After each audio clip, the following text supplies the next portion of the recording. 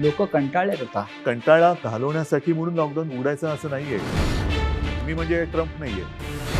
लोकांच्या पोटापाण्याचा प्रश्न आहे. एकदम जर का घिसाडग्याने उघडलं आणि साथ प्रचंड वाढली आणि जीवच गेला तर पोटपाण्याचं काय नाही. मी माझ्या डोळ्यासमोर माझी माणसं तळमळताना बघू शकत नाही. थोडे डोक्यावरती केस गेलेले दिसत आहेत. हा 6 महिन्यातला परिणाम आहे. ठाकरे शाही. नमस्कार. आज आपल्या बरोबर आहेत महाराष्ट्राचे मुख्यमंत्री, शिवसेनेचे पक्षप्रमुख माननीय उद्धव ठाकरे साहेब. आज संपूर्ण देश, महाराष्ट्र, संपूर्ण विश्व एका भयंकर संकटातून झुंज देत मार्ग काढण्याचा प्रयत्न करतो. आपल्या देशाची स्थिती चिंताजनक आहे. महाराष्ट्रामध्ये सुद्धा करोनाचं संकट तर आहेच, पण मधल्या काळामध्ये एक निसर्ग वादळ आलं, ते संकट आलं आणि या सगळ्या संकटांना खंबीरपणे तोंड देत राज्याचं नेतृत्व मुख्यमंत्री उद्धव ठाकरे करतायत. अधूनमधून ते गेल्या 4 महिन्यामध्ये लॉकडाऊनच्या काळामध्ये फेसबुकच्या माध्यमातून मुख्यमंत्र्यांनी जनतेशी संवाद साधला. पण हा संवाद एकतर्फी होता. म्हणजे मुख्यमंत्री आपल्याला समजावून अनेक गोष्टी सांगत होते, आपलं मार्गदर्शन करत होते, आपलं बौद्धिक घेत होते आणि जनता ते सगळं ऐकत होती. ती माननीय मुख्यमंत्र्यांच्या मन की बात होती, दिल की बात. दिल की बात होती. पण ह्या निमित्तानं या राज्यातल्या जनतेच्या मनात सुद्धा अनेक प्रश्न आहेत. काही राजकीय असतील, काही सामाजिक असतील, काही आरोग्यविषयक असतील. या सगळ्या प्रश्नांवर बोलण्यासाठी आज मुख्यमंत्री आपल्याबरोबर आहेत. मी मुख्यमंत्र्यांचं स्वागत करतो. नमस्कार. उद्धवजी, आपलं स्वागत. नमस्कार आणि जय महाराष्ट्र. आपण कसे आहात? तुमच्या समोर आहे. आपण समोर आहात, पण खूप दिवसांनी म्हणा किंवा खूप महिन्यांनी म्हणा आपल्याला आपला चेहरा जनतेनं स्वच्छ पाहिला. म्हणजे आपल्या चेहऱ्याला मास्क नाही. माझा चेहरा स्वच्छच आहे. हा. आणि फेसबुक लाईव्ह मध्ये सुद्धा माझा फेस हा स्वच्छच आहे. म्हणजे फेस टू फेस आपण जनतेसमोर आलात. पण आपण आज खूप प्रसन्न दिसताय. सामनाची मुलाखत आहे ना ही सामनाची मुलाखत. प्रसन्न दिसताय. आपल्या चेहऱ्यावरती कोणताही तणाव नाही, रिलीफ ज्याला आपण म्हणतो ते दिसतंय. फक्त थोडे डोक्यावरचे केस गेलेले दिसत आहेत मला. हा 6 महिन्यातला परिणाम आहे का? एक तर पहिली गोष्ट अशी की मगाशी आपण सांगितलं की फेसबुकच्या माध्यमातून मी जनतेशी संवाद साधला म्हणा किंवा त्यांचं बौद्धिक घेतलं म्हणा किंवा काही म्हणा. हो. त्याला काही म्हटलं तरी मी जनतेशी नातं तुटू दिलं नाही. जनतेशी माझा संबंध दुरावू दिला नाही आणि त्यांच्यासोबत मी म्हणजे महाराष्ट्र सरकार हे खंबीरपणे खांद्याला खांदा लावून प्रत्येक संकटात, प्रत्येक पावली तुमच्या सोबत आहे हे मी सांगण्याचा प्रयत्न केला. आणि मला नक्कीच एका गोष्टीचा आनंद आहे की जनता माझ्यावरती म्हणजे सरकारवरती विश्वास ठेवते आहे, सरकारचं ऐकते आहे, सहकार्य करते आहे. आणि त्याच्यामुळे तुम्ही जे आता म्हणालात की माझ्या चेहऱ्यावरती ताण तणाव नाही, जनता सोबत असल्यानंतर कोणत्याही ताण तणावाची चिंता करण्याचं कारण नाहीये. एकदा काय जनता आहे, जनतेचा विश्वास आहे, तो विश्वास हा माझ्यासाठी खूप मोठं बळ देणार आहे. आणि तो विश्वास जोपर्यंत माझ्यासोबत आहे, हे बळ जोपर्यंत माझ्यासोबत आहे, तोपर्यंत मला ताण तणावाची पर्वा करण्याची आवश्यकता नाही. तेच म्हणतो की इतकं मोठं संकट असताना जगातले अनेक नेते तणावाखाली दिसत आहेत. रोज जनतेला एकच केस जे काय कमी झालेत असं वाटतं आपल्याला. एक तर बऱ्याच दिवसांतर कालच मी केस कापलेत. तोपर्यंत गेले 3-4 महिने स्वतःचे केस थोडेफार म्हणजे अनेकांनी हे राष्ट्रीय कार्य आपापल्या घरामध्ये अनेक वर्ष केलं. आत्मनिर्भर म्हणजे आत्मनिर्भरतेचा जो प्रधानमंत्र्यांचा संदेश आहे. नाही, मी असं नाही म्हणत, आत्मनिर्भर एवढंच. बरं. बरेच दिवस आपण जनतेच्या आरोग्याची काळजी घेत आहे. अजूनही आहे. म्हणजे आपल्याशी बोलताना सुद्धा माझ्या डोक्यामध्ये सगळे एक गोष्टी ज्या काही माहिती आतापर्यंत माझ्याकडे येते. मी अनेक मुख्यमंत्र्यांची या काळामध्ये देशभरातल्या संवाद ऐकले, भाषणं ऐकली, प्रधानमंत्र्यांचं सुद्धा ऐकलं. किंबहुना आपल्याशी आपलं ऐकताना मला सारखं असं वाटायचं, की जी जागतिक आरोग्य संघटना आहे, त्या जागतिक आरोग्य संघटनेला सुद्धा राज्याचे मुख्यमंत्रीच मार्गदर्शन करतायत. इतकं आपलं डॉक्टरी ज्ञान, वैद्यकीय ज्ञान आपल्या बोलण्यातून आणि एकंदरीत वर्तनातून दिसत होतं. हे डॉक्टरी ज्ञान आपल्याकडे आलं कुठून? ह्याला असं काही नेमकं उत्तर नाही. पण एक गोष्ट सांगतो. लहानपणी त्या काळामध्ये, आताचं नाहीये, त्या काळामध्ये एक प्रश्न नेहमी लहान मुलांना विचारला जायचं. मोठा झाल्यावर तू कोण होणार? त्यावेळेला त्या मुलांची ती इच्छा तेव्हा ते व्यक्त करायचे. अर्थात प्रत्येक जण तसं काही झालाच असेल आणि झालाच नसेल असं नाहीये. परंतु वैद्यकीय शास्त्र हा माझ्यासाठी नेहमी कुतूहलाचा आणि अभ्यासाचा विषय राहिलेला आहे. अगदी कदाचित, म्हणजे नाही झालं ते बरं झालं,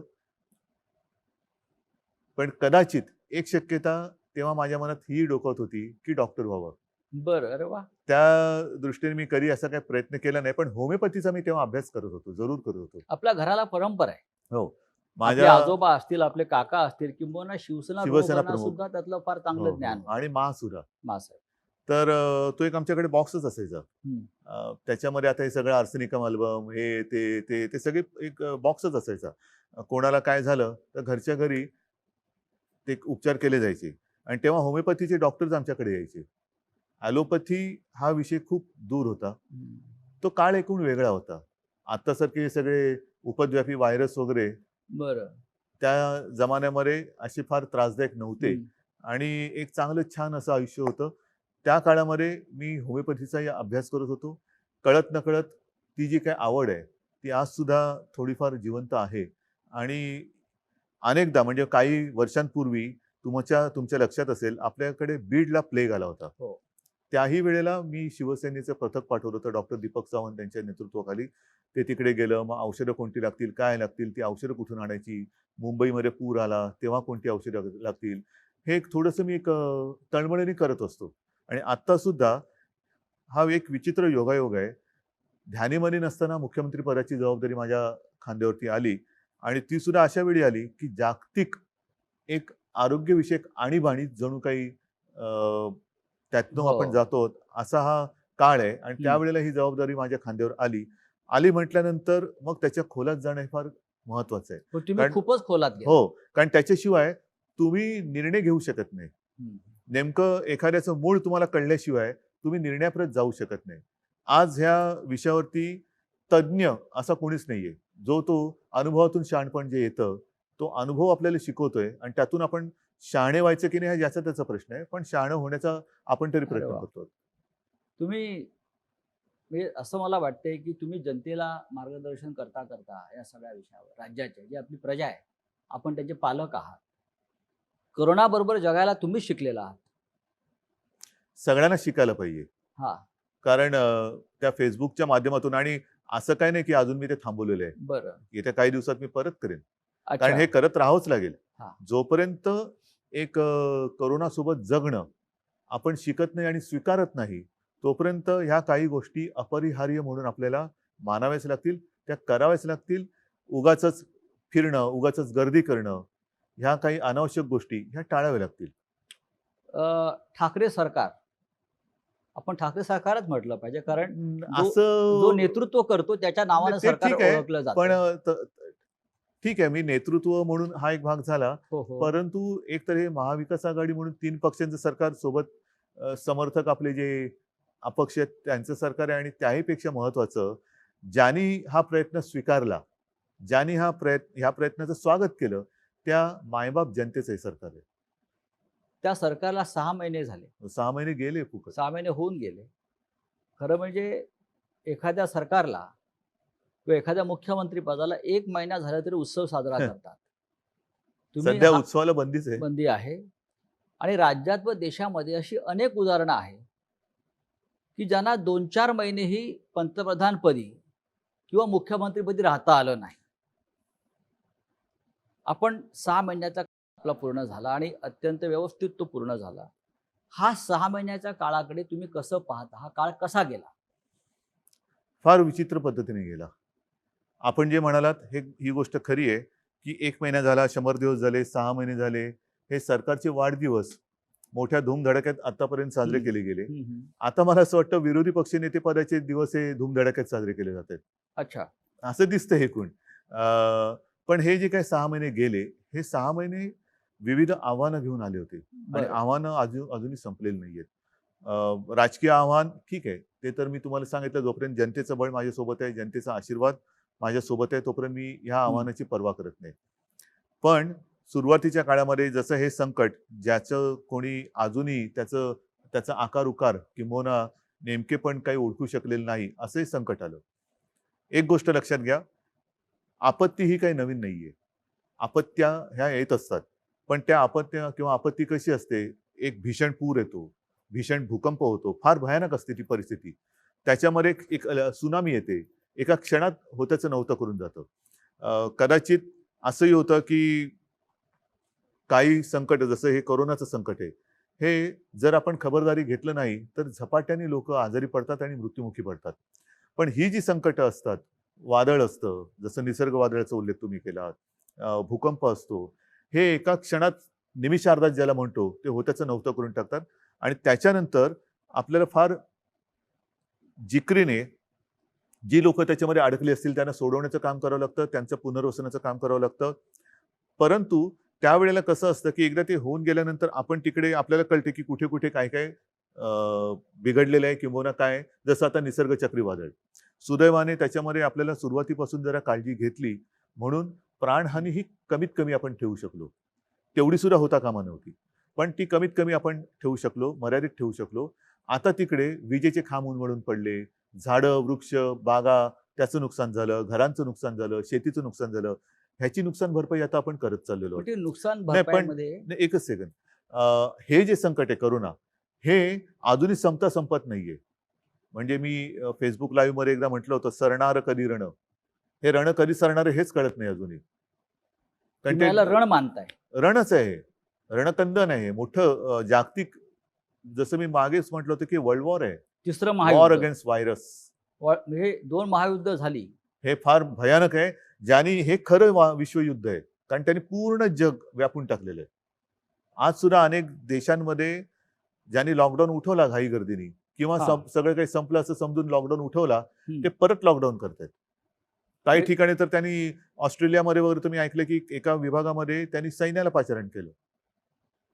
महाराष्ट्रामध्ये अशी वेळ आली होती का की तुम्हाला वाटलं की सैन्याला पाचारण करावं? महाराष्ट्रात सैन्य बोलवण्याची कधीच वेळ आलेली नव्हती. मध्ये ज्या काही बातम्या आल्या होत्या त्यावेळेला मी असं म्हटलं होतं, जी आपण मुंबईमध्ये फील्ड हॉस्पिटल्स केलेत, फील्ड हॉस्पिटल.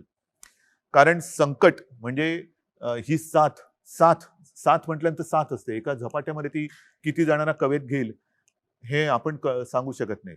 त्यावेळेला तुम्ही बघाल मुंबईमध्ये बेड्सची कमतरता होती, ॲम्ब्युलन्सेस नव्हत्या, औषधोपचार नव्हते, व्हेंटिलेटर्स, ऑक्सिजन जे कॉन्सन्ट्रेटर म्हणतो ते. ह्या सगळ्याची कमी का होती? कारण आपल्याकडे जी काही आतापर्यंतची हॉस्पिटल्स आहेत तेवढीच हॉस्पिटल्स होती. आणि हे जेव्हा माझ्या लक्षात आलं, किंबहुना ज्या वेळेला मला विधानसभेचं कामकाज चालू होतं तेव्हा अधिवेशन, तेव्हा पहिल्यांदा आपल्याकडे मार्चमध्ये महाराष्ट्रात पहिले रुग्ण सापडले. ती तीव्रता हळूहळू वाढत आपल्याला अधिवेशन सुद्धा 1 आठवडा कमी करावं लागलं. आणि तेव्हा जेव्हा पहिल्यांदा ब्रीफिंग झालं की ही अशी अशी परिस्थिती आहे, तेव्हाच मी सांगितलं होतं की आपल्याला युद्ध पातळीवरती फील्ड हॉस्पिटल्स उभी करावी लागतील. आणि त्यावेळेला जर गरज लागली तर मिलिटरीच्या तंत्रज्ञानाचा उपयोग करून घ्या. कसे ते पटकन तिकडे करतात. एक गोष्ट आणखीन तुम्हाला सांगतो की याही बाबतीत आपल्याला लष्कराची मदत लागली नाही. आपण इथल्या इथे, मला त्या गोष्टीचा एक अभिमान आहे की आपल्या ही प्रशासनाची टीम ही, त्यांना जे आपण काही सांगू ते तत्परतेने काम करतायत. आणि म्हणूनच चीननी 15 दिवसात इन्फेक्शन हॉस्पिटल उभं केलं, आपणही 15 ते 20 दिवसात हे हॉस्पिटल उभं केलं आणि आणखीन या सुविधा वाढवतोय. या काळामध्ये आपण मगाशी प्रशासनाचा उल्लेख केला, ते उत्तम काम करते. या काळामध्ये 6 महिन्यामध्ये आपण मंत्रालयामध्ये कमीत कमी केलात, असा आपल्यावरती एक सतत आरोप होतो. ठीक आहे ना, मंत्रालय आता बंद आहे. मंत्रालयामध्ये कमीत कमी जाणं, एकूणच मी आता त्या विषयावरती बोलतो की आता तंत्रज्ञान एवढं प्रगत झालेलं आहे, त्या तंत्रज्ञानाचा जर का तुम्ही उपयोग करू शकणार नसाल तर तुमच्यासारखे दुर्भागी तुम्हीच. आता तंत्रज्ञानाचा माध्यमातून, जसं आता आपली मुलाखत संपल्यानंतर मी अगदी घरी जाऊनच, मुद्दामून सांगतो, घरी जाऊन माझ्या मुंबईतल्या महापालिका जे काही आपले आयुक्त आहेत, नुसते महापालिका एकटे नाही, सहआयुक्त, उपआयुक्त ह्यांची मी एक बैठक घेणार आहे. त्या हे रोजचं चाललंय. काल काल तर मी मराठवाड्यातल्या सर्व आमदारांची एक विदर्भाच्या काल काल माझ्या शिवसेनेच्या जिल्हा प्रमुखांची एक बैठक झाली, व्हिडिओ कॉन्फरन्स. परवा तिन्ही पक्षाच्या विदर्भाच्या आमदारांची एक व्हिडिओ कॉन्फरन्स झाली. म्हणजे मी घरात बसून सगळीकडे जाऊ शकतो. एका वेळेला मी पूर्ण राज्य कव्हर करतोय आणि निर्णय घेतोय. करोनाशी लढण्यासाठी सरकारने योजना तर भरपूर केल्या एक गोष्ट आणखी लक्षात हा. घ्या, फिरणं आवश्यक आहे, मी नाही म्हणत नाहीये, पण जेव्हा तुम्ही फिरता तेव्हा एकाच ठिकाणी जाता. हो. पण ज्या वेळेला तुम्ही व्हिडिओ कॉन्फरन्सचा उपयोग करता तेव्हा तुम्ही सर्व ठिकाणी जाता. प्रवासाचा वेळ वाचतो, प्रवासाचा वेळ वाचतो. त्यानंतर यंत्रणा जी मग आता मी लावली म्हणतो जाते. विमानाने कशाला जाता, बैलगाडीतून का नाही जात? हम्म. बैलगाडीतून जा, पायी चालत जा. तंत्रज्ञानाचा उपयोग जर करणार नसाल तर मग त्या तंत्रज्ञानाचा शोध लावता ह्या कशाला? तंत्रज्ञानामध्ये तुम्ही अधिकाऱ्यांशी संवाद साधू शकता, पण जनतेशी संवाद कमी होतो असा साधारण एक आक्षेप आहे. आता सध्या तर आपली परिस्थिती लॉकडाऊनचीच आहे. होय. सभा समारंभाने तर बंदीच आहे. हो. जनतेला त्याच्यासाठी बोलवणं म्हणजे आपला नियम आपणच तोडणे, बरोबर आहे. आपला नियम. आणि परत हम्म. आपण आता जसं आपण सुरक्षित अंतरावरती बसलेलो आहेत, मी मुख्यमंत्री आहे, माझ्या आजूबाजूला कोणी येणार नाही, पण माझ्या समोर माझी जनता बसली, तिचं काय? तिचं काय? ती जर का दाटीवाटीने बसली तर मी संवाद साधला, पण त्याच्यानंतर माझे जनता जे आहेत ते आजारी पडले, तर त्या संवादाचा उपयोग पण काय? तुम्ही नियमाचं पालन करताय. नियमाचं पालन जर मी नाही केलं तर जनता का करेल? नियमाचं पालन जर मी नाही केलं, मग ते सांगतील ना, लोका सांगे ब्रह्मज्ञान, स्वतः कोरडे पाषाण. हे जे करोनाचे युद्ध आपण म्हणताय, हे विश्वयुद्ध आहे. प्रधानमंत्री जे आपले मोदी जे आहेत, त्यांनी सुरुवातीला सांगितलं होतं की हे महाभारताचं युद्ध आहे. महाभारताचं युद्ध हे 14 दिवस चाललं आणि करोनाचं युद्ध आपण 21 दिवसात संपवू. नाही, पण कठीण हे होतं. युद्ध 21 दिवसात संपलं नाही, किंबहुना ते वाढत चाललेलं आहे. जोपर्यंत आपण करोनासोबत नीट जगणं स्वीकारत नाही, आता स्वीकारतात लोक. त्याच्यामध्ये महत्वाचा मुद्दा, जसं तोंडावर मास्क, आता आपण अंतर ठेवून बसलो, नाही तर मी लोक परत याच्यावरती टीका करतील की नियमाचं पालन करताय हो. तुम्ही म्हणताय, पण आता तुमच्या तोंडावरती मास्क नाही. आपल्या आजूबाजूला कोणी नाहीये, हे मुद्दा म्हणून मी उल्लेख करतोय. आपल्यात सुद्धा अंतर आहे 6 फूट. आणि मोठी मोकळी ही आहे. जागा आहे. अन्यथा आपण बंद खोलीमध्ये हो. नेहमी मुलाखत घेतो.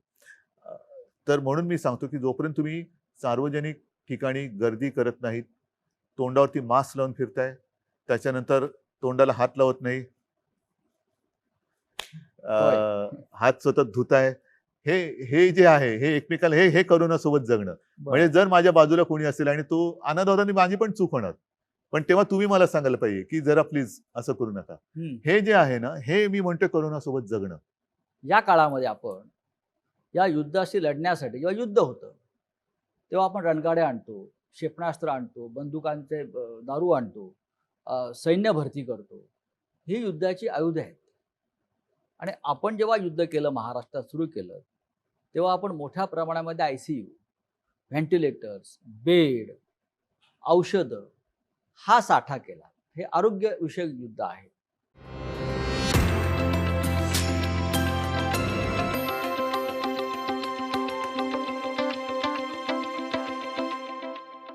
इतक्या मोठ्या प्रमाणामध्ये इन्फ्रास्ट्रक्चर उभं करून सुद्धा लोकांच्या सातत्याने तक्रारी कमी झाल्या आता नाहीत. नाही येते. किंबहुना कोविड सेंटरमध्ये बेड नाही नाही, असं होत नाहीये. किंवा गेल्यावरती आम्हाला उपचार मिळत नाही. सांगतो, अशा प्रकारे सुद्धा काही तक्रारी तुम्ही इतकं प्रचंड काम केल्यावर सुद्धा जेव्हा आल्या, तेव्हा मुख्यमंत्री म्हणून आपलं काय भावना राहिल्या? नाही भावना, इथे मी भावना वगैरे माझ्या पाळत नाहीये. मला काम करायचंय आणि जनतेला वाचवायचंय. जी तुम्ही गोष्ट म्हणताय ही सुरुवातीला मुंबईत होती, जे मी तुम्हाला सांगितलं. प्रामाणिकपणाने आपण कबूल केलं पाहिजे की ह्या व्हायरसचा प्रादुर्भाव, साथीचा प्रसार आणि आपल्याकडच्या सुविधा ह्याचा जी उपलब्ध होती हे विषम प्रमाण होतं. आता मुंबईत आपण अजूनही वाढवतो आहोत, परंतु आता हा व्हायरस ग्रामीण भागात पसरायला लागलेला आहे, इतर शहरात पसरतोय. त्या शहरांमध्ये आणि त्या ग्रामीण भागामध्ये जिथे या सुविधा अजूनही उपलब्ध आपण करू शकलेल्या नाहीत किंवा ज्या सुविधा आता बनतायत, तोपर्यंत तिथे ही तक्रार थोडीफार राहणार. आणि त्याच्यासाठी सर्व जिल्हाधिकाऱ्यांना माझ्या सूचना आहेत की जिथे जिथे तुम्हाला आवश्यकता असेल तिथे तिथे तात्काळ या सुविधा निर्माण करा. पण मुंबईत ज्या वेळेला आपण या सुविधा केल्या तेव्हा पावसाळा नव्हता, म्हणून आपण मोकळ्या मैदानात त्या सुविधा बिना कोणत्या अडचणीच्या आपण तयार करू शकलो. BKC मध्ये सगळ्यात मोठे इस्पितळ आपण उभं हो. केलं. गोरेगावचं नेस्को गोरेगावचं. त्याच्याहून मोठं आहे. त्याच्यानंतर वरळीला डोम आहे, आता रेसकोर्सला करतोय, मुलुंड चेक नाका आहे, दहिसर आहे. या सगळीकडे आपण का करू शकलो? कारण तिकडे आपण त्या काळाचा फायदा घेतला. कारण मुंबईमध्ये आपल्या आधी सुरुवात झाली होती या साथीची. आता काय होतंय, आता गावामध्ये किंवा इतर शहरांमध्ये पाऊस आता लागलेला आहे. त्याच्यामुळे अशी मैदानं तुम्हाला मिळणार नाहीत. बरं, या मैदानात सुद्धा नुसते आपण तंबू नाही टाकले, तिथे सुद्धा टॉयलेटची सोय ही परमनंट, म्हणजे त्याच्यासाठी सुद्धा सिवेज लाईन वगैरे टाकून घेतली, पाण्याची लाईन टाकली, म्हणजे कुठेही नंतर त्रास होता कामा नये ह्याची खबरदारी घेऊन या सुविधा तयार केल्या. आता गावागावात किंबहुना इतर शहरांमध्ये आपल्याला जे मोठे हॉल असतील किंवा काही ठिकाणी गोडाऊन्स असतील जे कव्हर्ड आहेत ऑलरेडी, अशा ठिकाणी आपल्याला ह्या कराव्या लागतात. किंवा ते जर का नसेल तर काही रिकाम्या बिल्डिंग्स आहेत का? आजही काही ठिकाणी आपण शाळा, कॉलेजेस किंबहुना हॉस्टेल्स हे क्वारंटाईनसाठी घेतलेले आहेत, कारण तात्काळ आपल्याकडे दुसरं काहीच नव्हतं. हे इतकं करून सुद्धा देशामध्ये रुग्ण वाढतातच आहेत. 10 लाखाच्या वर रुग्ण देशामध्ये गेले, त्याच्यापेक्षा जास्त आकडा हा असावा. महाराष्ट्राचा आकडा हा 3 लाखावर गेला. 3 लाख एकूण एकूण. म्हणजे पहिला रुग्ण जो आता बरावून घरी गेलेला आहे त्याला सुद्धा त्याच्यात पकडलं जाते. आणि हे मुंबई खरंच 1 चूक आहे. लाखावर गेले. हो, पण आता जे बरे होऊन गेले तो त्याच्यामधले फिगर दिल्या जात नाही. नाही, तो धरता कामा नये ना.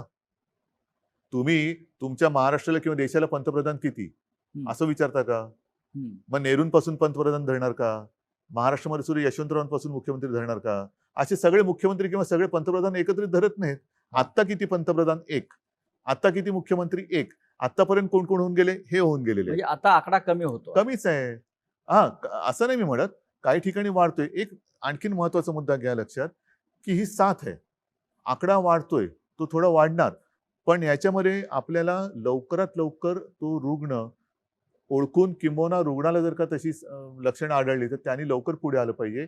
मृत्यूदर कमी ठेवणं, औषध नसताना सुद्धा, औषध कोणते नाहीये पण त्याच्यावरती इतर जे काय आता उपलब्धता आहे त्याच्यानुसार उपचार करून मृत्यूचं प्रमाण कमी ठेवणं, हे आता आपलं मोठं आव्हान. या क्षणी मुंबई नियंत्रणामध्ये येत असताना अजून मी त्याच्यावर तर काय बोलत नाही. नाही, एक मिनिट, असं अजिबात मी बोलणार नाही, कारण असं जर का आपण समज करून घेतलं तर आपण गाफील राहू. त्याच्यामुळे कृपा करून तुम्ही त्या आकड्यांकडे लक्ष देऊ नका. पण आज मुंबईच्या बाहेरची शहरं आहेत, कल्याण, डोंबिवली, ठाणे, नवी मुंबई, अमरनाथ, पुणे, पिंपरी चिंचवड, हे भाग जास्त संक्रमित झालेले आहेत आणि ती चिंतेची गोष्ट वाटते सगळ्यांना. कारण एकतर हे दाटीवाटीच्या जागा आहेत, नोकरी धंद्याच्या जागा आहेत, औद्योगिक वसाहती आहेत आणि हाच पुणे, पिंपरी चिंचवडला परत लॉकडाऊन करावा लागला. ठाणे, कल्याण, डोंबिवलीला परत लॉकडाऊन करावं लागलं. नवी मुंबईमध्ये सुद्धा संकट वाढत आहे. चंद्रपूर सारख्या ठिकाणी सुद्धा रुग्ण वाढत आहेत. नागपूरला चित्र वाईट दिसलं. ही वेळ परत परत लॉकडाऊन करण्याची का आली? सांगतो, ही केवळ आपल्यावरती चालेल नाहीये. हे जी सुरुवातीला मी म्हटलं, हे जागतिक कटू सत्य आहे. जागतिक कटू सत्य आहे. आपल्याकडे नेमकेपणाने बोलणार किंवा तसं सल्ला देणारं जगामध्ये कोणी नाहीये. एका बाजूला लॉकडाऊन केला पाहिजे का, तर त्याला विरोध करणारे अनेक शहाणे आहेत. लॉकडाऊनने काय सदलं? लॉकडाऊन म्हणजे उपचार आहे का? लॉकडाऊनने आर्थिक संकट येते, लॉकडाऊनने अर्थव्यवस्था. ठीक आहे बाबा, तुम्हाला मग आम्ही उडून देतो. मग इकडे लोक जर का दुर्दैवाने त्यांना काही मृत्युमुखी पडले तर तुम्ही घेणार का जबाबदारी? जे आज जे सरकारच्या दारी येऊन बसले, दार उघड म्हणून टाहो फोडतायत. दारं उघडायला हरकत नाहीयेत, पण दारं उघडल्यानंतर तुम्ही जबाबदारी घेणार आहात का? अर्थव्यवस्था ही, म्हणून आपण काय करतोय, माझं मत असं आहे की आता लॉकडाऊन शब्द न वापरता, मी असं कधीच म्हणणार नाही की लॉकडाऊन मी उठवतोय, नाही, अजिबात नाही. पण मी हळूहळू एक एक गोष्टी उघड करत चाललोय आणि प्रयत्न माझा असा आहे की एकदा उघडलेली गोष्ट परत बंद होता कामा नये.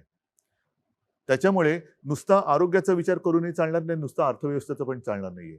जे केवळ आणि केवळ अर्थव्यवस्थेची चिंता करतायत त्यांनी आरोग्याची चिंता थोडीफार तरी केली पाहिजे. आणि जे केवळ आणि केवळ आरोग्याची चिंता करतात ते आजच्या घडीला ते सत्य असलं तरी थोडीफार आर्थिक चिंता पण केली पाहिजे. आणि ह्याचं तारतम्य ठेवून, ही तारेवरची कसरत आहे. करोना बरोबर जगायला शिकायचं म्हणजे तारेवरची कसरत करायला शिकलं पाहिजे. आणि दुसरा महत्वाचा मुद्दा, मुंबईच्या आसपासच्या परिसरात जो काही थोडा प्रादुर्भाव वाढतोय, या व्हायरसचा एक वागणुकीचा तुम्ही जर का हे बघितला आलेख, तर हा व्हायरस गुणाकार करत जातो. आणि जिथे पहिली सुरुवात होते तिथे सुरुवातीला तो पीकवरती जातो, शिखरावर जातो आणि मग तो फ्लॅट होऊन मग कमी येतो. जिथे उशिरा होतं तिकडे तो उशिरावर पीकवर जातो. ह्या परिसरामध्ये जिथे उशिरा सुरू झालेला आहे तिथे तो पीकवरती उशिरा चाललेला आहे. त्याच्यामुळे हा परिसर आणि ही शहरं ही कालांतराने बाहेर पडतील. तुम्हाला करोनावर डॉक्टरेट मिळाली पाहिजे, रिसर्च. तेवढा अभ्यास नाही केला तर मी मुख्यमंत्री म्हणून काय या करू? देशातल्या मुख्यमंत्र्यांमध्ये करोनावरती इतका खोलवर अभ्यास करणारा आपण एकमेव मला मुख्यमंत्री मी दिसतो. नुसता मी फिरत नाही, घरी बसतो म्हणून अभ्यास होतो. पण अभ्यास न करता फिरणं आणि न फिरता अभ्यास करणं, तुम्हाला काय पाहिजे तुम्ही ठरवा. विरोधी पक्षनेते फार फिरायला लागले मी नाही बोलत काही. आणि आपले विरोधी पक्षनेते देवेंद्र फडणवीस हे काल दिल्लीत होते 2 दिवसापूर्वी, तिथली करोनाची परिस्थिती बघत होती आणि परिस्थिती. त्यांचं असं म्हणणं आहे पण दिल्लीत तिथल्या जाऊन. परिस्थितीबद्दल काय बोलले नाहीत ते. अच्छा, नाही म्हणजे मी काय तिथे जाऊन दिल्लीत जाऊन विरोधी पक्षनेते महाराष्ट्राच्या भयावह परिस्थितीविषयी बोललेले आहेत. ह्याचं कारण का की त्यांनी त्यांचा जो फंड आहे तो महाराष्ट्राचा फंड दिल्लीत दिला म्हणून सगळ्या गोष्टी ती दिल्लीत जाऊन करतात. हे तुमचं म्हणणं जरी मी खरं मानलं किंवा राज्य खरं मानत असेल, त्याच्यावरती खूप टीका सुद्धा झाली, पण राज्यातल्या परिस्थितीचे, भयावह परिस्थितीचे अपडेट्स त्यांनी प्रधानमंत्र्यांना भेटून देणं कितपत योग्य आहे? खरं म्हणजे ही चर्चा मुख्यमंत्र्यांनी करायला हवी. मी अशा कोण काय म्हणते याच्याकडे लक्ष देत नाही. मी पुन्हा पुन्हा सांगतोय, मी माझ्या कामाशी प्रामाणिक आहे. माझ्यावरती माझ्या जनतेचा विश्वास आहे. तोपर्यंत हे तर ठीक आहे, हे बोलतील आणि कदाचित त्यांची पोटदुखी अशी असेल की कुठेही न जाता, कुठेही न फिरता ज्या एका संस्थेने, ती संस्था कोणती मी अजून बघितलेली नाहीये, देशातल्या सर्वोत्तम मुख्यमंत्र्यांमध्ये महाराष्ट्राच्या मुख्यमंत्र्यांची होय. निवड केली. ही सुद्धा पोटदुखी असू शकेल. हम्म. कारण करोनाची लक्षणे वेगवेगळी आहेत. अच्छा, पोटदुखी एक लक्षण आहे. नाही, वेगवेगळी आहेत. आता तर कारण म्हणतात सर्दी, तुमच्या खोकला, ताप हे आहे. सर्दी, खोकला, ताप, चव जाणे, म्हणजे चव वास गेलेली आहे. जाणे, अंगावरती रॅश येणे, काही जणांची बोटं काळी निळी पडतात. त्याच्यामध्ये आता नवीन लक्षण ही पोटदुखी आहे. पोटदुखी तर असूच शकते. अच्छा, मग हे पोटदुखीतून आले म्हणजे नाही, आता थोडंसं मी गांभीर्याने सांगतोय बरं. की म्हणजे खरंच सांगतोय, ही मस्करी नाहीये. आपल्यामध्ये एखादा अनपेक्षित काहीतरी बदल झालाय किंवा अनपेक्षित आपल्याला आपल्याबद्दल काही लक्षात आले तर तेही कोरोनाचं लक्षण असू शकतं, असा एक अभ्यास आहे. अरे वा. त्याच्यामुळे असं जर का कोणाला काही लक्षण विचित्र, कारण वास जाणं, चव जाणं, आपण सगळीकडे होर्डिंग्ज लावलेत की शिंकताना, खोकताना तोंडावरती रुमाल ठेवा, इकडे इकडे थुंकू नका. प्रत्यक्षात सर्दी खोकल्याची साथ तशी मोठ्या प्रमाणात नाही आली. ताप येणं आहे, काही जणांची चव जाते, वास जातो, किंबहुना बोटं हिरवी निळी किंवा काळी निळी पडतात. तर असं वेगळं काहीतरी म्हणजे लक्षात सरकार आलं. राज्यामध्ये सत्ता परिवर्तन झाल्यापासून अनेकांचं आयुष्य बेचव झालेलं आहे. असू शकतं, त्याचा परिणाम असेल असं असू आपलं शकेल. मानलं पाहिजे. पण विरोधी पक्षाच्या नेत्यांनी, विरोधी पक्ष ही संसदीय लोकशाहीतली एक महत्वाची संस्था आहे फार जबाबदार संस्था आहे. आणि या महाराष्ट्रामध्ये मी असं म्हणेन की लोकशाहीच्या सुदैवानं विरोधी पक्ष फार मजबूत स्थितीमध्ये असताना त्या विरोधी पक्ष नेत्याने राज्याच्या प्रश्नावर मुख्यमंत्र्यांशी चर्चा केली पाहिजे असे संकेत आहेत. ते संकेत पाळले जात नाहीत असं आपल्याला वाटत नाही का? मी 1-1.5 महिन्यापूर्वी साधारणतः सर्व पक्षांच्या नेत्यांची एक बैठक घेतली होती. बरं. येत्या काही दिवसात ती मी परत घेणार आहे. परंतु त्यावेळेला मी त्यांना मोकळेपणाने सांगितलं होतं की आपणही मोकळेपणाने आपली जी काही निरीक्षणं असतील, काही सुधारणा असेल, राजकारण तर ते आपल्या 5वीलाच पुजलेलं आहे. सर्वदा राजकारण एके राजकारण. पण हा जनतेच्या जीवाशी खेळ होतोय. जर एखादी गोष्ट आपण म्हणता, मी मान्य करेन की कुठेही अजूनही कोविड सेंटरमध्ये थोडीशी दुरावस्था असेल, असू शकेल. मी असं नाही म्हणणार की असं नाहीच आहे, पण असेल तर ती मी सुधारवली पाहिजे. कारण शेवटी ती सुविधा मी जनतेसाठी केलेली आहे आणि त्याच्यात जर का कुठे काही उणीव असेल तर ती दूर केली गेलीच पाहिजे. आता सुद्धा आपल्याकडे काही काही औषधं गेल्या काही महिन्यामध्ये एक त्याच्यावरती शोध लागतोय आणि ती वापरली जात आहेत. आणि मी मुद्दामून सांगतो, WHO असेल किंवा आणखीन काही असेल, आपल्याला दूरचित्रवाणी किंवा वृत्तपत्रातनं कळतं की ब्रेक थ्रू. त्याच्यामध्ये एक ते स्टिरॉइडचं नाव आलं, डेक्सोना, ज्याला आपल्याकडे डेक्सोना म्हणून म्हणतो. मी टास्क फोर्सला विचारलं, ते म्हणाले साहेब हे औषध आपण स्टिरॉइड आपण गेले 2 महिने ऑलरेडी वापरतो. बरं. आता ते सुद्धा कधी द्यायचं, किती द्यायचं, हे प्रमाण हे डॉक्टरांनी ठरवायचं असतं.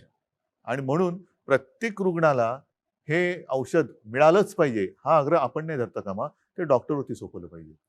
म्हणजे सध्याच्या काळामध्ये महाराष्ट्र असेल, देश असेल किंवा विश्व असेल, जो उल्लेख केला जातो की पांढऱ्या कपड्यातले देवदूत डॉक्टर्स किंवा नर्सेस, वॉर्ड बॉयज हे खऱ्या अर्थाने या देशात आणि विश्वामध्ये काम करत आहेत आणि ते सुद्धा त्यांचं सुद्धा मोठ्या प्रमाणामध्ये बलिदान. देवावरती आणि देवदूतावरती विश्वास नसेल तर दोघेही काम नाही करू शकणार. होय. कर्नाटकचं जे बाजूला राज्य आहे तिकडल्या मंत्र्यांनी सांगितलं आहे, तिकडे जी काय परिस्थिती गंभीर झालेली आहे करोनाची, की आता आम्ही सगळं देवावर सोडून मोकळं होतोय. हे कितपत योग्य आहे? हे मी तुम्हाला म्हटलं ना, आता हा सुद्धा माझ्या फेसबुक लाईव्ह मधला मुद्दा होता. हो, सगळी प्रार्थना स्थळ बंद आहेत, बंद आहेत. मंदिरं बंद आहेत, सगळे बंद आहेत. मग देव आहे कुठे? देव कुठे गेला? तर तो देव आपल्यात आहे. हो. आपण एकमेकाला सावरणं, आपल्या डॉक्टरांच्या रूपातनं तो आपल्याला मदत करतोय. त्याच्यानंतर जसं मी म्हटलं की एक जनजागृती, एकमेकाला सावरणं हा सुद्धा फार त्याचंच एक हे आहे. असं पूर्वी आम्ही शाळेमध्ये असताना पिक्चर बघायचो. त्याच्यामध्ये देवा दिखायच्या त्या हातात अशी किरणं निघतात आणि तो चमत्कार होतो. कोणतरी मृत्युमुखी पडलेला पुन्हा जिवंत होतो, आजारी पडलेला पुन्हा बरा होतो. तर ते शेवटी देवाचा आशीर्वाद म्हणजे ते औषधाच्या रूपाने त्याला मिळणं, वेळेवरती रुग्णसेवा मिळणं, या सगळ्या गोष्टी ही तीच गोष्ट आहे. मला असं रुग्णसेवा. वाटतं शरद पवार काल ह्या विषयावरच बोललेले आहेत का? काय? शरद पवार असं बोलले आहेत की अयोध्येतलं जे राम मंदिर उभं राहत आहे त्याच्यापेक्षा करोनाची चिंता जास्त आहे. मंदिराच्या माध्यमातून करोना बरा होणार नाही. करोनासाठी आपल्याला अशा प्रकारे आपण म्हणताय बरोबर डॉक्टर. आहे ना. डॉक्टर्स पाहिजेत. आज डॉक्टरांची आणखीन एक गोष्ट काय आहे की आपण ज्या सुविधा निर्माण करतो आहोत, हो, या सुविधा काही रुग्ण बऱ्या नाही करणार आहेत. हा, त्या सुविधांच्या बरोबरीने डॉक्टर्स पाहिजेत. आपण मी आधीच म्हटलं होतं ना की जम्बो फॅसिलिटी, जम्बो म्हणजे मी काय बेडचं दुकान नाही काढलेलं, फर्निचरचं दुकान नाही काढलं, प्रदर्शन नाही भरवलं. त्याच्यावरती जेव्हा रुग्ण येईल तेव्हा त्या रुग्णाच्या आणि बेडच्या बाजूला डॉक्टर आणि ती सिस्टर पाहिजे आणि हातात औषधं पाहिजेत. ज्या मुंबईतल्या करोनाच्या स्थितीवर सगळ्यात जास्त टीका देशभरातल्या राजकीय लोकांनी केली, मग ते प्रवासी मजदूर जाताना असतील किंवा रुग्ण वाढताना असेल, त्याच मुंबई पॅटर्नचा आज सगळ्यात जास्त बोलबाला होतो. कोण करते? प्रत्येकाला मुंबई पॅटर्न लागू करा असं देशभरात वाटतं. कोण करते? सगळेच करताय. तर हा मुंबई पॅटर्न जेव्हा तुम्ही सुरू केला, तुम्ही मॅनेज केलं असेल. अच्छा, आम्ही मॅनेज केलं. मुंबई पॅटर्न त्यातली धारावी म्हटलं की लोकांच्या भुव्यावर जातात. खरं मोठं आव्हान आहे. पण जागतिक आरोग्य संघटनेनं फक्त धारावीचा उल्लेख केला आणि धारावी पॅटर्न हा उल्लेख केला. हे मला असं वाटतं या सरकारचं सगळ्यात मोठं यश आहे. महापालिका असेल, राज्य सरकार असेल, पण मुख्यमंत्री म्हणून आपण सतत मुंबई आणि धारावीवर लक्ष दिलं. हे आपण कसं करू शकला? ह्याच्यावरती मी तुम्हाला म्हटलं तसं आपल्या जनतेवरती आणि यंत्रणेवरती विश्वास. हा विश्वास जर का नसेल आणि प्रत्येक ठिकाणी जर का मी धारावीमध्ये चक्रा मारत बसलो असतो तर काय साधलं असतं? मी मुख्यमंत्री म्हणून जाणं म्हणजे सगळा तो लवाजमा माझ्यावरती गोळा होणं. बरं, म्हणजे त्यांना कामाची ठिकाणं आणि कामं सोडून माझ्यावरती गोळा होणं. ह्याच्या पलीकडे मी त्यांना काय सांगणार? पण एक गोष्ट नक्कीच समाधानाची आहे की WHO धारावीचा उल्लेख केला. त्याच्यानंतर काल परवाकडे वॉशिंग्टन पोस्ट मध्ये एक आर्टिकल आहे, त्याच्यात त्यांनी म्हटलं की मुंबई हे एक असं शहर आहे की ज्या शहराने कोणतीही माहिती लपवलेली नाही, लपवाछपवी नाही, बिलकुल नाही. जे आहे ते स्पष्ट आहे. पण तुम्ही लपवताय, काहीतरी लपवताय असं विरोधी पक्ष नेत्यांचं म्हणणं होतं. मृत्यूच्या आकडे लपवताय, रुग्णांच्या आकडे लपवताय. त्यांच्याकडे वॉशिंग्टन पोस्ट त्यांची स्वतःची यंत्रणा आहे का?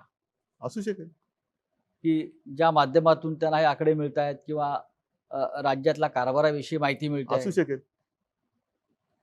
पण ह्या ज्या काही गोष्टी आहेत, WHO आणि वॉशिंग्टन पोस्ट हे ह्या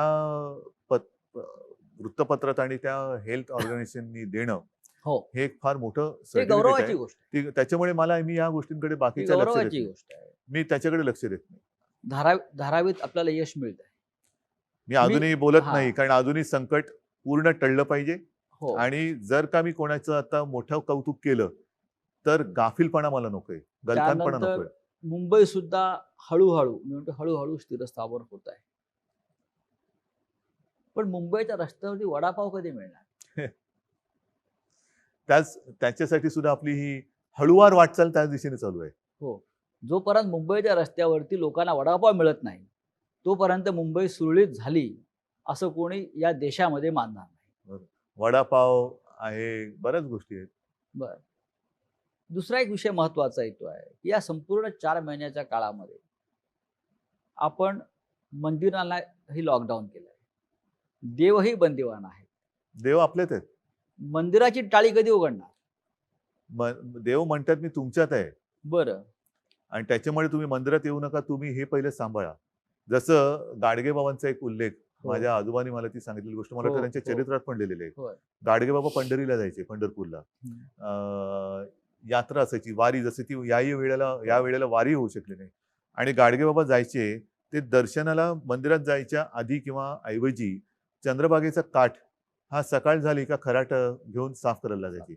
आणि त्यांना कोणी विचारलं, काय बाबा दर्शन घेतलं का? तर म्हणले, अरे हे बघ, हा माझा विठोबा आहे. अच्छा. हे गोरगरीब माता भगिनी मायेबाप सगळे आलेले आहेत.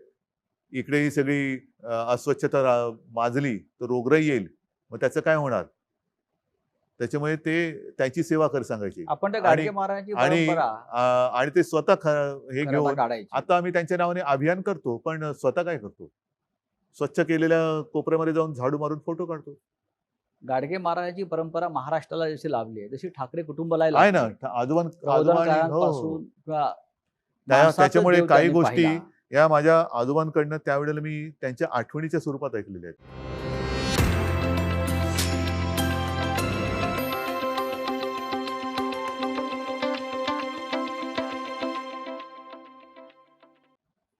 आता महाराष्ट्रामध्ये अनलॉक 2 सुरू आहे. अनलॉक शब्द सोडा, अनलॉक लॉक ज्याला तुम्ही पुनश्च हरिओम म्हणता. पुनश्चार्य म्हणतोय किंवा मिशन बिगिन अगेन, होय. ते करताना नीट तो समजून घ्यायला पाहिजे विषय, की लॉकडाऊन हा केलेला आहेच. लॉकडाऊन आहेच, त्याच्यामुळे ह्याच्यानंतर काय होणार, त्याच्यानंतर काय, लॉकडाऊन आहेच. पण आपण एक एक गोष्टी सोडवत चाललेलो आहोत. त्यातनं हळूहळू एक एक गोष्टी बाहेर काढतोय. नाहीतर काय होईल, lockdown 1, lockdown unlock 1, lockdown 2, unlock 2, lockdown 2, ह्या गोष्टी या खेळत तांत्रिक गोष्टी आहेत. नाही. म्हणजे तुम्ही घाईघाईने एखादी लॉकडाऊन केला, तेही चूक आहे. घाईघाईने लॉकडाऊन उठवला, किती काळ असं बसणार? मग हे कधी होणार, ते कधी होणार? लोक कंटाळलेत आता. आहे, पण कंटाळा घालवण्यासाठी म्हणून लॉकडाऊन केलेलं नाही, उघडायचं असं नाहीये. लोकांच्या पोटापाण्याचा प्रश्न आहे. त्याच्यासाठी एकदम जर का घिसाडघाईने उघडलं आणि साथ प्रचंड वाढली आणि जीवच गेला तर पोटपाण्याचं काय करणार? काही ठिकाणी कारखान्यांमध्ये सुद्धा जर का ही साथ घुसली तर काय होणार? आणि म्हणून मग एक गोष्ट स्वीकारायला पाहिजे, की मग कोरोनाचं काय होईल ते होईल, किती माणसं मृत्युमुखी पडतील ते पडतील, पण आम्हाला लॉकडाऊन नको. आहे का म्हणजे तयारी? अमेरिकेत जसं केलंय, हा, तयारी आहे का? माझी नाही तयारी. न्यूयॉर्कला आहे. असेल, माझी नाही तयारी. मी म्हणजे ट्रम्प नाहीये. मी माझ्या डोळ्यासमोर माझी माणसं अशी तळमळताना हे करताना बघू शकत नाही, अजिबात नाही. त्याच्यामुळे एक गोष्ट ठरवा, की लॉकडाऊन गेल्या खड्ड्यात, जीव गेला तरी 72, पण आम्हाला लॉकडाऊन नको. रेल्वे सुरू होत नाही अद्याप. लोकांनी प्रवास कसा करायचा? म्हणूनच मी म्हणतो ना, की एकदा काहीतरी ठरवा, इस्पार या उसपार. आणि जर का दोन्ही सांभाळायचं असेल तर मी म्हटलं तसं रेल्वे रुळावरनच चालली पाहिजे. तशी ती तारेवरची कसरत आहे. तारेवरची कसरत आहे. तुम्ही ती- रेल्वे सुरू करणार की नाही असा प्रश्न आहे माझा. नाही, बंद करण्यासाठी आम्ही काय रेल्वे केलं? रेल्वे ही मुंबईची लाईफलाईन आहे. जोपर्यंत रेल्वे- लाईफलाईन रेल्वे सुरू करूया, वडापाव सुरू करूया, सगळं सुरू करूया, पण एकदा काहीतरी एक टोक स्वीकारा. घाई गडबडीने घिसाडघाईने तुम्हाला हे करायचंय आणि मग काय आपल्या घरात कुटुंब याच्यामध्ये आजारी पडतात आणि काही मृत्युमुखी पडतात. मग कुटुंब मृत्युमुखी पडल्यानंतर घराला जे टाळं लागेल ते लॉकडाऊन कोण उघडणार? घराचं जो काय लॉकडाऊन होईल, कुटुंब जर काय गेलं तर त्या घराचं टाळं कोण उघडणार? या आणि म्हणून लॉकडाऊन ते टाळं नको असेल तर या गोष्टी टाळा. शिक्षणाचा पूर्ण बट्टाबोळ झालाय जगभर जगभरात. आणि महाराष्ट्रात सगळ्यात विषय जो सध्या चर्चेला जातो आहे तो म्हणजे पदवी परीक्षेच्या ज्या अंतिम वर्षाचं काय करायचं. तो निर्णय घेतलाय. कारण याच्यामध्ये राज्यपालांचं एक मत आहे, नाही, पण आता राज्यपालांसुद्धा मला असं वाटतं ते सरकारचं एक पटलेलं मत आहे. आहे. आपण कोणत्याही परिस्थिती, कारण आता काही ठिकाणी बघा, तुम्ही मला प्रश्न विचारतानाच दोन्ही बाजूनी प्रश्न विचारताय. एका बाजूने म्हणताय की हे कधी होणार आणि दुसऱ्या बाजूला म्हणताय की हे पण होतंय.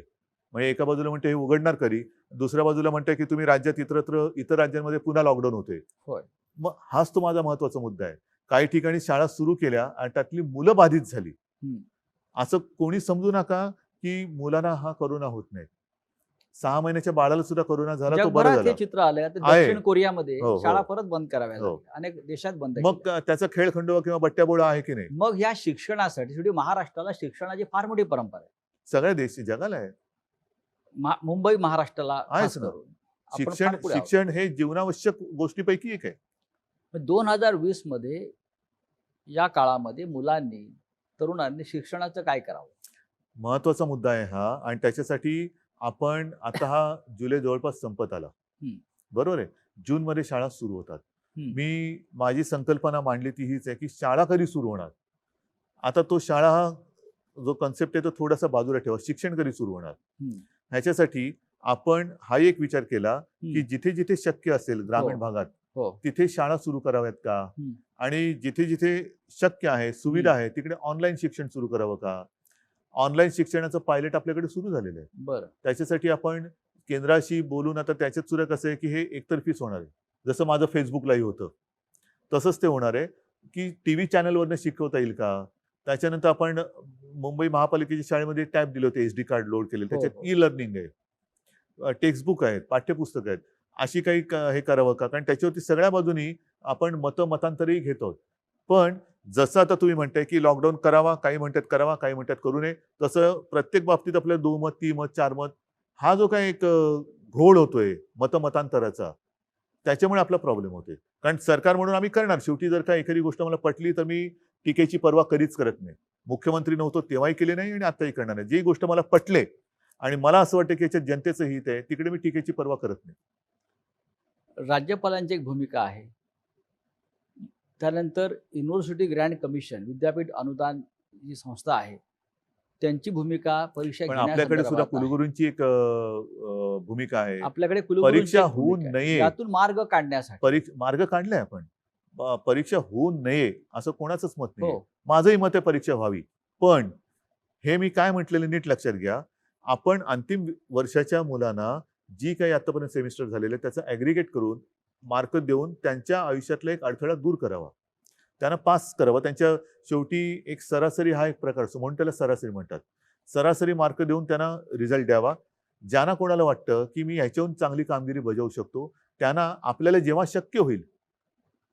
आता हे आपण मे महिन्यात बोलत होतो, जून महिना गेला, जुलै गेला, केव्हा शक्य होईल. आता तरी आपल्या समोर तसं काही दिसत नाही, कारण आता ग्रामीण भागात सुद्धा तो पसरतोय कोरोना. जेव्हा शक्य होईल तेव्हा आपण परीक्षा जाहीर करू, परीक्षा घेऊ. ज्यांना असं वाटते की आम्ही परीक्षेला बसू शकतो आणि आम्हाला बसायचंय, परीक्षेला बसा. आणि तेव्हा मात्र तुम्हाला एकच काहीतरी ऍक्सेप्ट करावं लागेल. एक तर ऍग्रिगेट केलेल्या मार्क्सचा एक रिझल्ट घ्या किंवा परीक्षेचा. नोटबंदी हे मोठं संकट होतं. त्यात हजारो लाखो लोक बेरोजगार झाले आणि त्याचे परिणाम देश आजही भोगतोय. विशेषतः याचा सगळ्यात जास्त फटका औद्योगिक राज्य असल्यामुळे महाराष्ट्राला बसला, मुंबईला त्याच्यावरती बसला. जास्त कोण बोलत नाहीये. आता पुन्हा करोनाचाच फटका औद्योगिक दृष्ट्या म्हणाल तर आपल्याच राज्याला बसतोय. आपल्या राज्यामध्ये पण एक संकट हे शेवटी संकटात सुद्धा प्रकार आहेत, मानवी आणि अमानवी. मानवी असो किंवा अमानवी असो, ते कोणालाच मानवत नाहीत. त्याच्यामुळे संकट हे संकट असतं. आताचं संकट हे अमानवी आहे आणि हे आपल्या हातात नाहीये. हे संकट, हा व्हायरस जो आला तोच मुळातून बाहेरून आलेला आहे. यातून मार्ग कसा काढणार? हजारो लाखो लोक जे मार्ग बेरोजगार या याच्यातून मुंबई महाराष्ट्र, मला असं वाटतं ह्याच्यातून मार्ग काढण्यासाठी पूर्ण जग धडपडत आहे. आणि आता सुद्धा प्रसारमाध्यमातून ज्या बातम्या आपल्या समोर येत आहेत त्या आशादायक आहेत. याच्यावरती वॅक्सिन जवळ आपण गेलेलो आहोत, पोहोचतो आहोत. काल सुद्धा माझी काही जणांशी चर्चा झाली. येत्या काही महिन्यात कारण या वॅक्सिनची ट्रायल सुरू झालेली आहे. आता प्राण्यांवरती होते, एक ठराविक ग्रुपवरती होते, त्याच्यानंतर ती मोठ्या प्रमाणावरती होईल. असं करून आता तर बातमी आहे की ऑगस्टमध्ये आलं तर आनंद आहे. पण साधारणतः या वर्षाच्या अखेरीपर्यंत आपल्या देशामध्ये वॅक्सिन तयार होऊ शकतं असं चित्र आहे. शेतकऱ्यांचे प्रश्न नव्याने उफाळून येतील. सगळ्यांचेच आहेत. आता आजपासूनच महाराष्ट्रामध्ये दूध उत्पादक शेतकऱ्यांचं आंदोलन सुरू झालंय. त्यांच्या दुधाला भाव वाढवून हवा आहे. कोणाला भाव मिळतोय नीट? कोणालाच भाव मिळत नाहीये. त्याच्यामुळे हे संकट हे सर्वव्यापी आहे. त्याच्यामुळे कोणत्या एका वर्गावरती किंवा एका क्षेत्रावरती संकट आहे असं मानणं चूक आहे. कारण आणि शेवटी सगळीच लोक जर का अन्याय होतो म्हणून बाहेर पडली तर मग माझं तेच म्हणणं आहे, मग एक तर तुम्ही एक काहीतरी स्वीकारा की जे काय होईल ते होईल, आणि नाही तर आम्ही सुरक्षित राहून व्यवस्थित शांतपणाने विचार करून ह्या संकटाला परतू, हा एक मार्ग आहे. नाही तर जे काय होईल ते होईल, मारतो उडी आम्ही. कारण खाजगी कंपन्या, खाजगी उद्योग यांनी तर नोकर कपात मोठ्या प्रमाणात सुरू केली. पण शासनामध्ये सुद्धा एस टीमधून 4,000 लोक कमी केले. रेल्वेतून माणसं कमी केली जात आहेत. विमान कंपन्या, ह्या सगळ्या पब्लिक सेक्टरमधून जर अशा प्रकारे नोकर कपात सुरू राहिली ह्याच्यावरती तर खूप मोठा सामाजिक प्रश्न निर्माण होऊ शकतो. आणि ह्याच्यासाठी मला असं वाटतं वेगळी केवळ अट्टहासापायी आपली मतं मांडण्यापेक्षा एक जर का सगळेजण एकदिलाने एकत्र आले तर ह्यातनं मार्ग नक्की निघू शकतो. तसा मार्ग काढण्याचा माझा प्रयत्न आहे. परंतु तुम्ही हे करताय म्हणून माझा त्याला विरोध आहे, ही जर भूमिका घेऊन कोण येणार असेल तर त्यातनं मार्ग नाही निघू शकत. ही परिस्थिती सगळ्यांना सारखी आहे. फटका कमी जास्त प्रमाणात सगळ्यांना पडलेला आहे, पडणार आहे. याहीपेक्षा मोठं जे काही संकट आहे हे येत्या काळामध्ये कदाचित येऊ शकतं. पण सगळ्यांनी मिळून एकदिलाने जर संकटाचा सामना करायचा आहे म्हणून आले एकत्र आणि मार्ग काढायचा म्हटला तरच मार्ग निघू शकतो. याच्यामध्ये केंद्र राज्याला काय मदत करू शकेल? केंद्र आणि राज्य, केंद्राने आता मध्ये वेळोवेळी पंतप्रधान व्हिडिओ कॉन्फरन्सच्या माध्यमातून एक बैठक घेत असतात आणि ज्या काही गोष्टी कोरोनाच्या बाबतीत त्यांच्याकडे आपण मांडतो तशी त्यांची त्या बाबतीत मदत होते. आपल्याला जी 38,000 कोटीची मदत त्यांनी द्यायचं कबूल केलं होतं, ते पैसे राज्याला मिळाले का? येत आहेत हळूहळू. हळूहळू येत आहेत. म्हणजे लॉकडाऊन जसा हळूहळू उठतोय तसे ते पैसे हळूहळू येत आहेत. सगळ्यांचंच उत्पन्न घटलेलं आहे. दूध उत्पादकांचं घटलेलं आहे, शेतकऱ्याचं घटलेलं आहे, जो काय आपला नोकरदार वर्ग आहे त्याचं घटलेलं आहे, म्हणजेच सरकारचं पण घटलेलं आहे. मग राज्य सरकार जे एक महत्वाचं आहे, महाराष्ट्राचं राज्य महसूल वाढवण्यासाठी, त्याशिवाय हे राज्य चालू शकत कोणाकडनं नाही. वसूल करणार? कर्मचाऱ्यांचे पगार द्यायला आपल्याकडे पैसे नाहीत असं आपले मंत्री म्हणतात. मान्य मला, पण शेवटी महसूल वाढवण्यासाठी आपण काय उपाययोजना करणार? उपाययोजनासाठी आपण एक गोष्टी ज्या आहेत, मी तुम्हाला म्हटलं ना, पटकन पी हळद आणि हो गोरी असा उपाय कोणाकडेच नाहीये. आणि तसा जर का उपाय असता तरी संकट त्याला काय म्हणायचं? संकट म्हणतोय यावेळेला, आपत्ती म्हणतोय. आता सुद्धा आपल्या देशात आणि आपल्या राज्यात महाराष्ट्राने तो जो काही एपिडेमिक ऍक्ट होता 100 वर्षापूर्वीचा, म्हणजे इंग्रजांच्या काळातला, तो 100 वर्षानंतर पुन्हा त्याचं पुनरुज्जीवित का केला? म्हणजे तशी एपिडेमिक, तशी परिस्थिती निर्माण झाली. केंद्राने त्याच्याहून थोडासा एक पाऊल पुढे टाकून थोडा आणखीन कडक डिझास्टर ऍक्ट जो केलेला आहे तो का करावा लागला? ह्याचं कारण तसं डिझास्टर आहे, आपत्ती आहे. ती जर नसती तर आता सुद्धा आपण जिथे बसलो ते इकडे तिकडे लोक आपल्याला दिसली असती.